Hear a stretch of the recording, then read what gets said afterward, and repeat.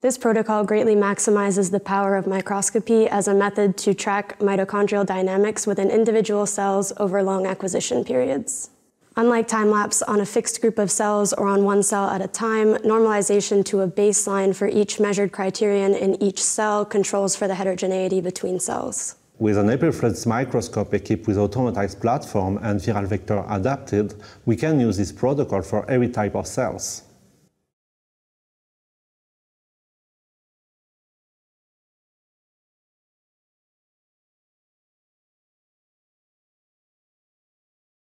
Begin by plating 20,000 to 25,000 cells per square centimeters in multi-well dishes and store them at 37 degrees Celsius under an atmosphere containing 5% carbon dioxide for the rest of the experiment.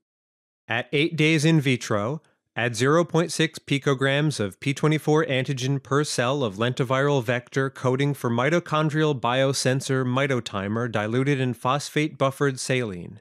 At 11 days in vitro, perform 2 washes with pre-warmed sterile PBS and add fresh astrocyte medium without phenol red.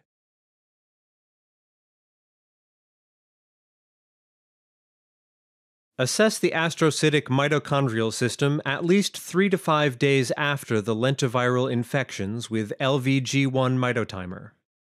Select 5 astrocytes per well with a mitochondrial network expressing sufficient levels of LVG1 mitotimer using a magnification of 40 times, taking care to select astrocytes as flat and large as possible and not located in clusters of cells. Then capture fluorescence images using sequential excitation.